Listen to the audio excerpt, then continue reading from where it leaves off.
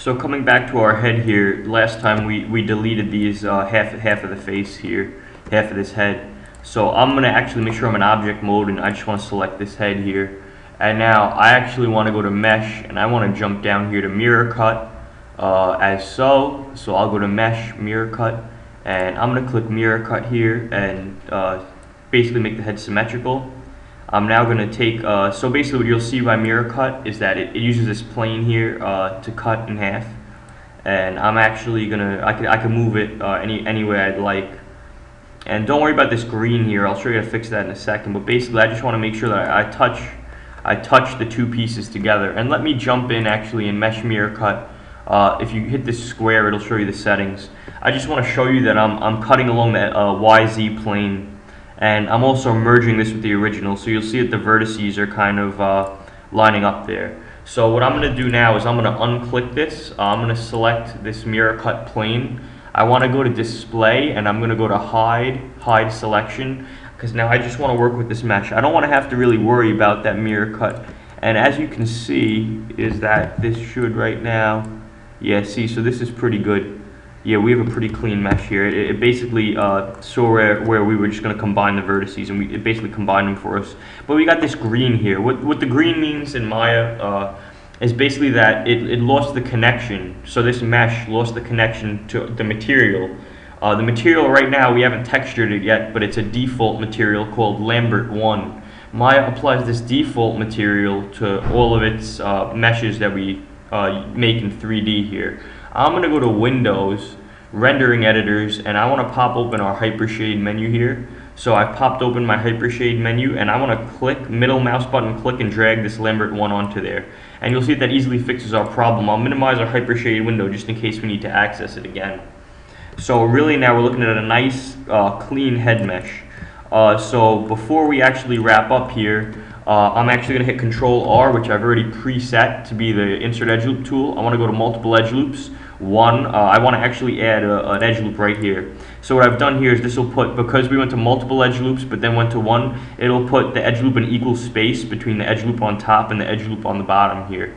And we're going to click right here on this side edge, this way, because when you click on something like this, it's instantly going to drop in there. So I'm just going to hit Control Z. I just wanted to show you that when you click on a vertical edge, it's going to insert a horizontal edge loop, and vice versa. If you click on a horizontal edge, it's going to insert a vertical edge loop. But again, I'll hit Control Z there. Just demonstrating there. And I'm going to go back to my 3 key. You'll notice that when you go into that, you're in Smooth Mesh Preview. It puts this bounding box around there, sort of like you're when you hit 2 on your keyboard. But I want to stay in the 3 mode for now.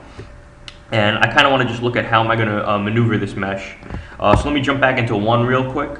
So that I just see my regular polygons. Come over here to the multi-cut tool. I've experienced problems sometimes if I use the multi-cut tool and I'm in Smooth Mesh Preview. Sometimes Maya tends to crash. I'm gonna hit Control S really quick, and I'm gonna save this out here.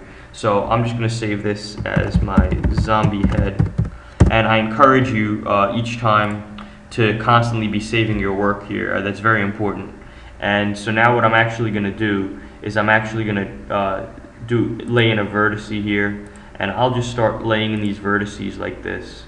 And actually I'm going to hit backspace. I don't like the way that came out. I might actually want to come in something like this, sort of give him an upside down nose, something like this, and then I'll just close that up and I'll hit enter there. And as you can see, that automatically drops in a shape for us after we've connected all those vertices.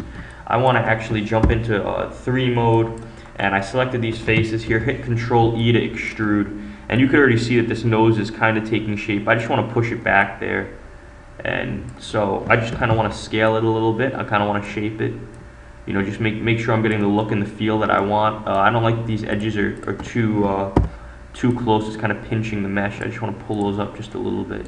And there's our nose on our zombie character there, and we could always refine that if it looks a little too high on the head right now.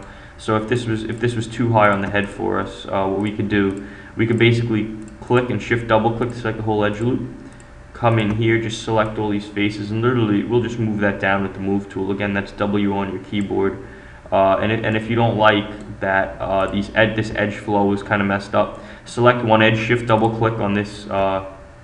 Actually, you want to shift double click here, and the best thing to do is just to hold shift and just click on those edges just to deselect them. just move that down, just so we have some nice edge flow.